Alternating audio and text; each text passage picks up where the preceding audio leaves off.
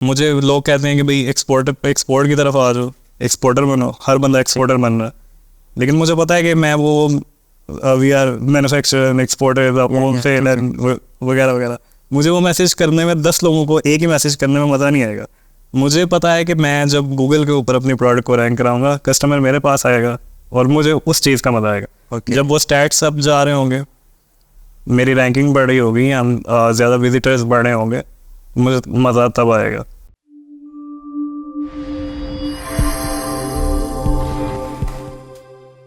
अस्सलाम वालेकुम व्यूअर्स, आज की पॉडकास्ट का मौजू है आईटी और आज के मेरे मेहमान हैं अब्दुर्रहमान कदीर। अस्सलाम वालेकुम अब्दुर्रहमान साहब। वालेकुम अस्सलाम। अब्दुर्रहमान भाई का पहले मैं तारुफ बताता चलूँ।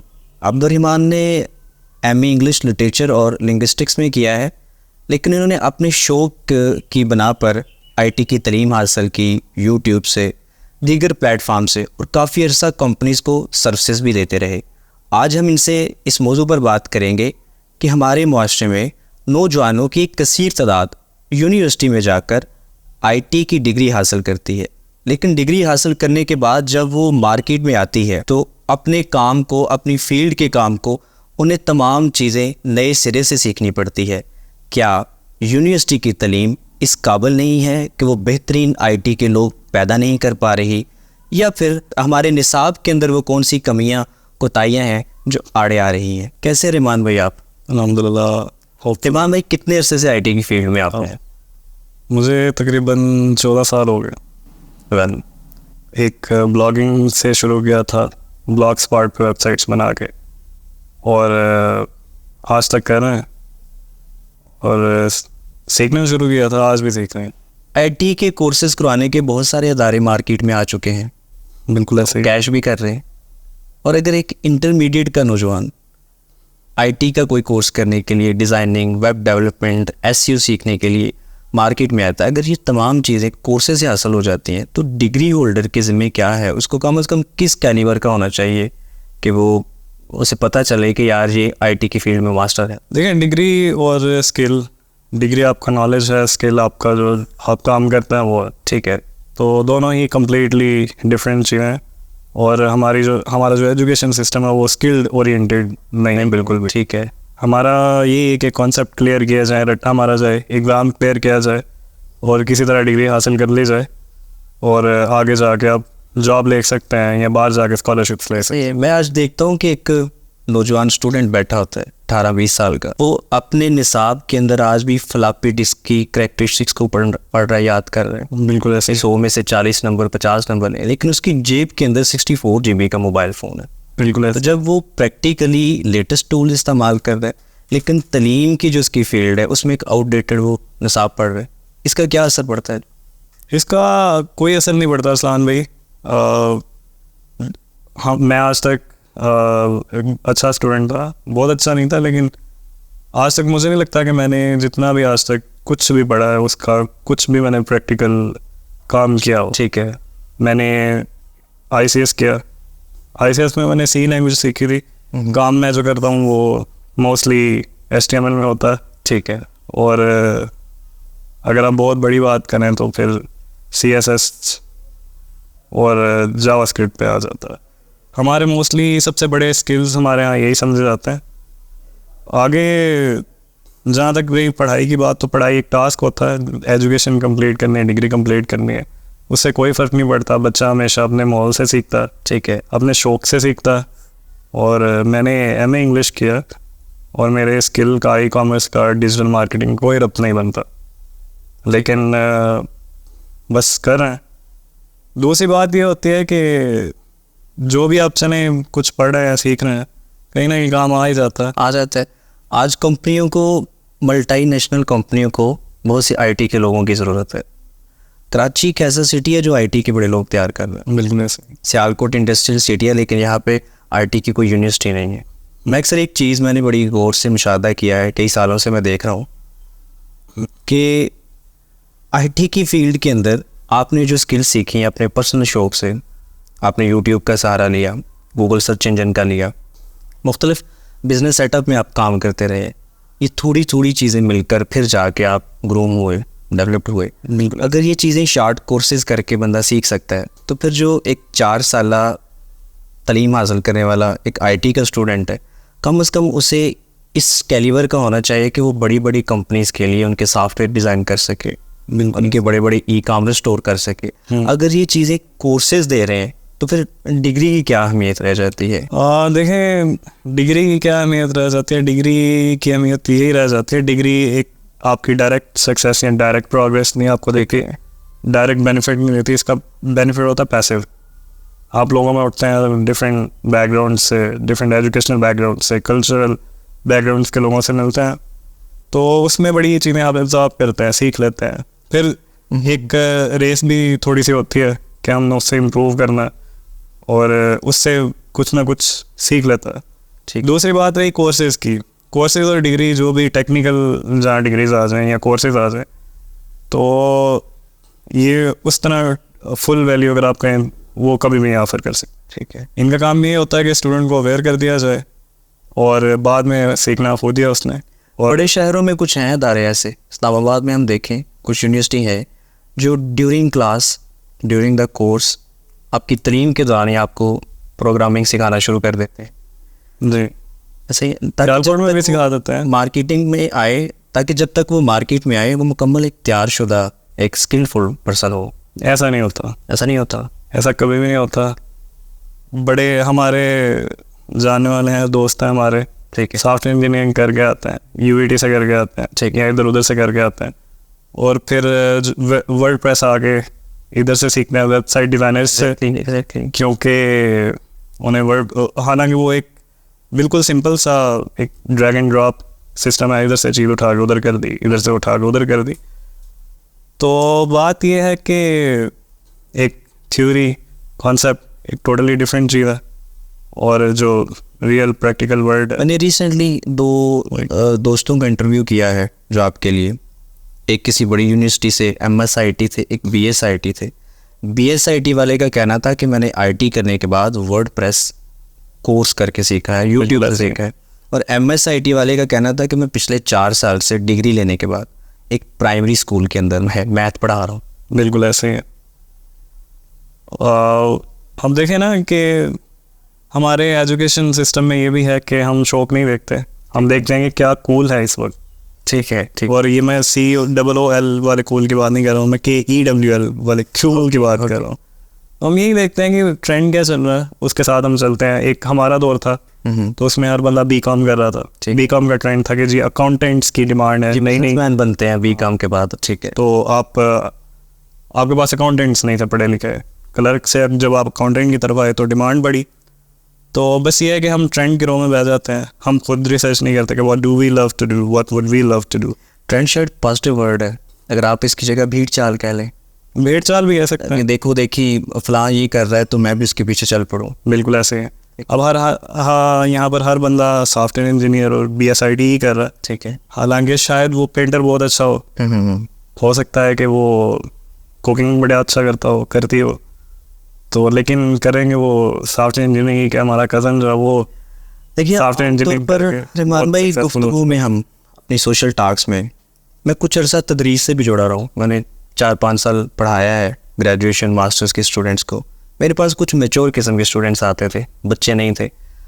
तो वो अक्सर उनकी शिकायत मैं सुनता था। मैंने अक्सर एक चीज़ नोट किया कि वालिदैन मेरे पास आके बच्चों की शिकायत करते थे। कभी बच्चों ने वालिदैन की शिकायत नहीं की। वो हमेशा अपने वालिदैन के बारे में एक अच्छा हुस्न-ए-ज़ान नहीं रखते। बिल्कुल ऐसे। मैं ख़ुद भी चाहता हूँ कि हम अपनी गुफ्तगू में वालिदैन का वो जो एक रोमांटिक तस्वर बना हुआ है, वो जो एक शफ़क़त का साया उन्हें समझा जाता है, वो बरकरार रहे।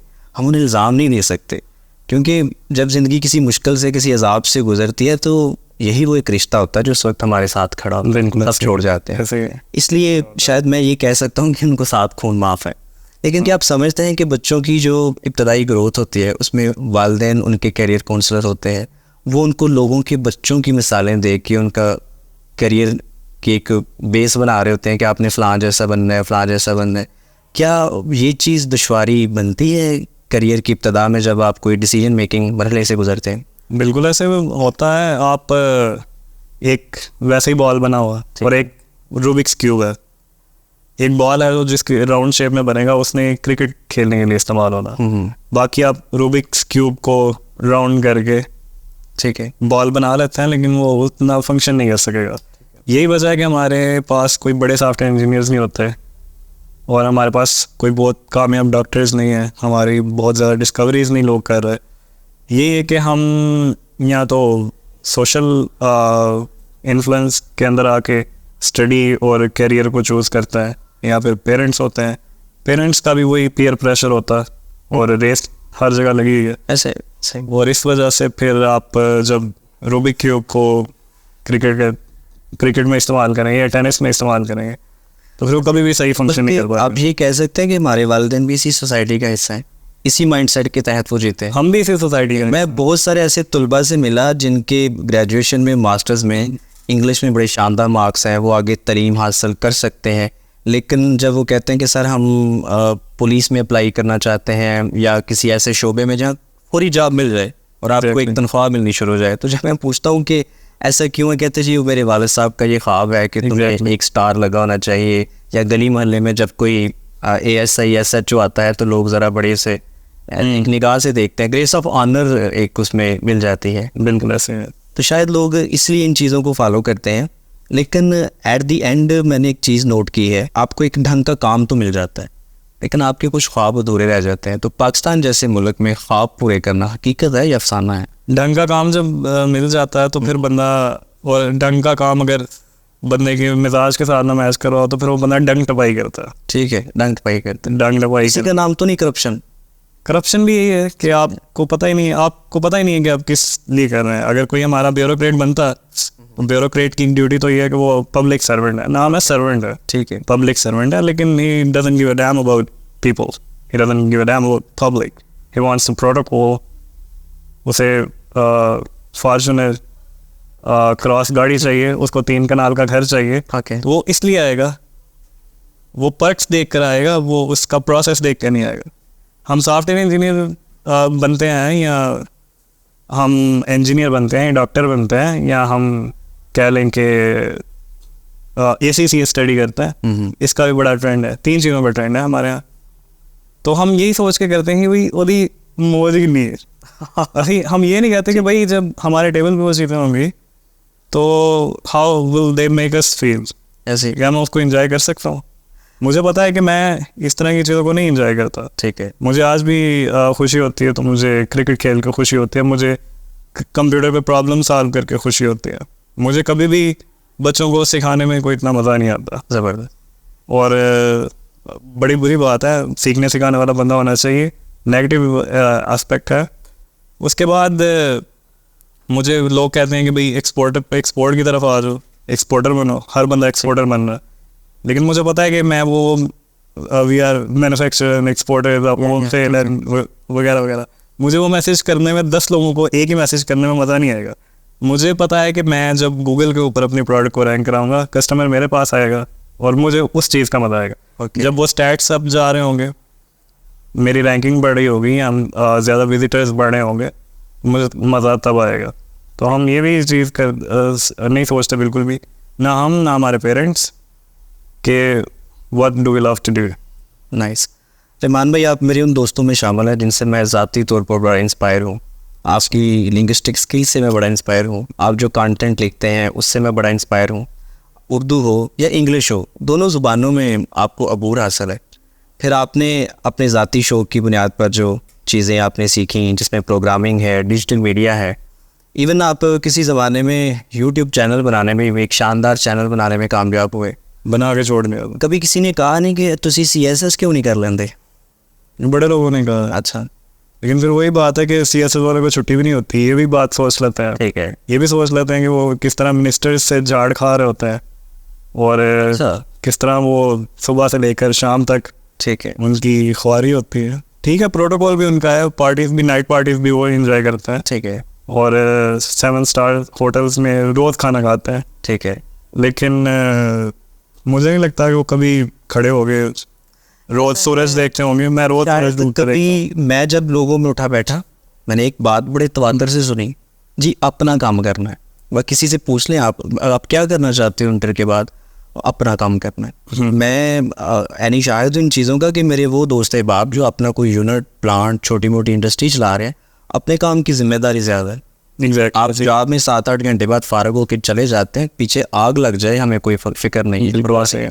अपने काम पे सुबह उठना भी पड़ता है वक्त पे और रात के तक काम भी करना पड़ता है और एक जिम्मेदारी का स्ट्रेस अलग से।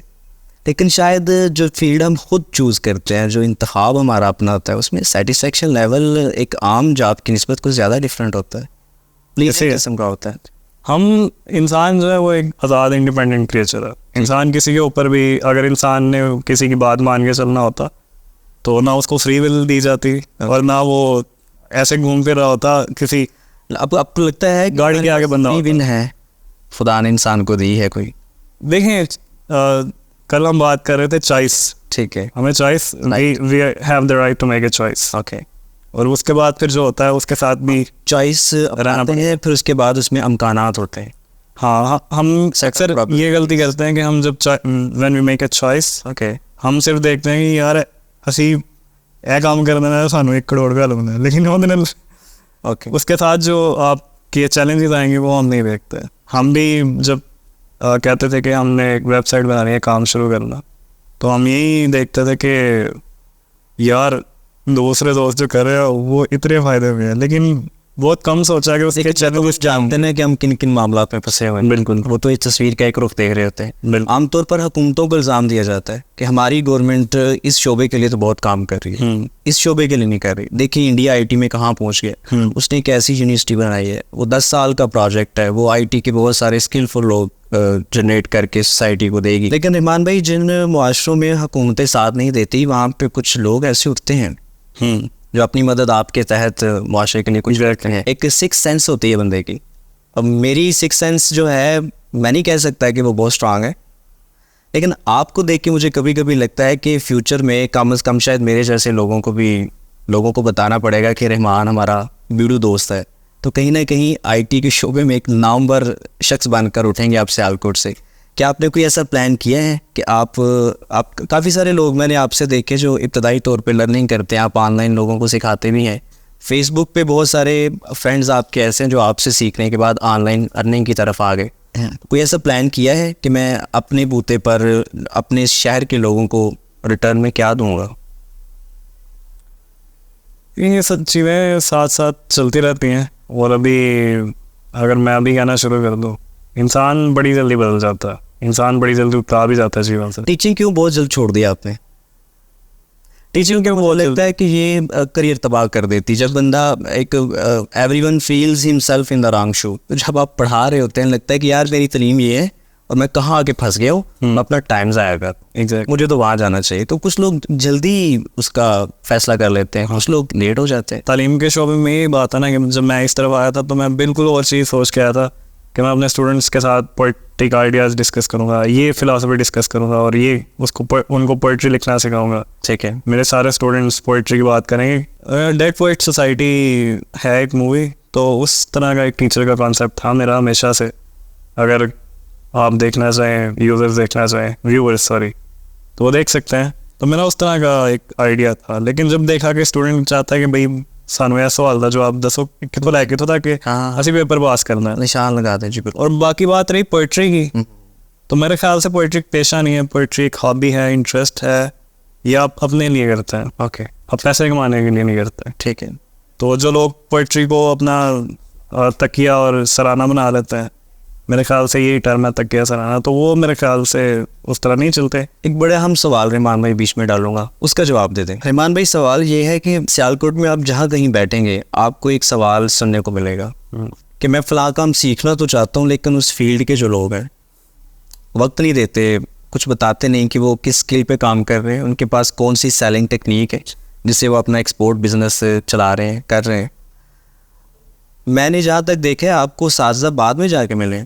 माशाल्लाह आपके उस्ताद मोहतरम प्रोफेसर नुसरत साहब हैं, वो इस फील्ड में बड़ा शानदार काम कर रहे हैं, बिल्कुल ऐसे अमेज़ॉन में डिजिटल मार्केटिंग में, और वो कोऑपरेटिव आदमी हैं, बहुत लोगों के काम आने वाले हैं, बहुत कोऑपरेटिव। तो आपने वो साज़ा बाद में डिस्कवर किए। इब्तदाई तौर पर जब आपके पास उस्ताद कोई नहीं था, सीखने के लिए कोई ऐसा प्लेटफॉर्म नहीं था, इंडिविजुअल सतह पर आपने कहाँ से शुरू किया? गूगल। गूगल किया। गूगल सबसे बड़ा टीचर है। और नुसरत साहब ने नुसरत साहब को अगर मैं क्रेडिट देता हूँ तो हमारी जो सोशल और मॉरल ठीक है। बुनियाद बेस है उसके लिए मैं उनको क्रेडिट ज़्यादा देता हूँ। लेकिन टेक्निकल स्किल्स की बात करें और इंफॉर्मेशन की बात करें तो सबसे बड़ा उस्ताद गूगल ही है। गूगल है, हाँ। ठीक है। मैं एक चीज़ एक दोस्त से सीखी मैंने कि मैं जब भी उनके पास क्यूरियोसिटी मैं जब भी कभी उनके पास बैठा, कोई नया वर्ड मेरे मुंह से निकला कहीं और से, उन्हें फौरी गूगल करना शुरू कर देते हैं। एग्जैक्टली। तो ऐसे ही एक दफ़ा बैठे बैठे मैंने भी किसी शख्स से एक लफ्ज़ सुना, पेमेंट गेटवे। मैंने जब गूगल किया तो मुझे अंदाज़ा हुआ कि ये ऑनलाइन वर्चुअल बैंक अकाउंट्स के पेमेंट मेथड्स हैं जो हम अपने ई-कॉमर्स स्टोर्स के लिए इस्तेमाल करते हैं। बिल्कुल ऐसा है। तो डेफिनेटली मैं भी यही पैगाम देना चाहूँगा कि हमारे बहुत सारे दोस्त अहबाब जो हमसे रिक्वेस्ट करते हैं कि हमने पता नहीं ऑनलाइन कौन सा ऐसा कारोबार खड़ा कर लिए, तो हम इब्तदाई तौर पर अगर वो सीखना चाहें, वो गूगल, यूट्यूब एक बेहतरीन उस्ताद है, वहाँ से बेसिक्स चीज़ें लर्न करें। फिर आप अगर बेसिक सीख के मेरे पास आएंगे ना, तो it is very easy for me to hold your hand. लेकिन जब एक बंदे को आपको ABC से शुरू कराना पड़ेगा ना, तो बहुत इरिटेशन भी होती है इब्तदाई तौर पर। मेरा ये आखिरी पॉइंट यही है कि मैं खुद भी बड़ा इस चीज़ से इरिटेट होता हूँ। ठीक है। ये लोग बड़े बड़े बेसिक सवाल पूछते हैं और हालांकि एजुकेटेड भी होते हैं और गूगल कर सकते हैं। तो मेरे ख्याल से अगर कोई भी सवाल का जवाब हमें उस्ताद की तरफ उस वक्त देना चाहिए जब हमें उसका जवाब गूगल पर ना मिले, वरना गूगल सबसे बड़ा उस्ताद है। अब तो ChatGPT है, गूगल बार्ड है, जेमिनाई, बिल्कुल। gemini.google.com। अभी हमने ChatGPT सुना भी नहीं हुआ था, तो आप इस पे प्रैक्टिकल वर्क कर रहे थे। तो आप उससे एक बार पूछ लें, जी, उससे के ऊपर काम करें, नहीं मिलता फिर जाके उस्ताद की तरफ जाएं। ज़बरदस्त। इमान भाई, बहुत शुक्रिया इस गुफ्तगू का, आपकी आमद का। Thank you. ज़िंदगी के सफ़र में अपने रास्ते का इंतखाब करने वाले चंद लोग होते हैं। ऐसे ही चंद लोगों की ज़िंदगियों की कहानियाँ, उनकी ज़िंदगी के इब्तदाई मराहल आप तक पहुँचते रहेंगे। इजाज़त दीजिए,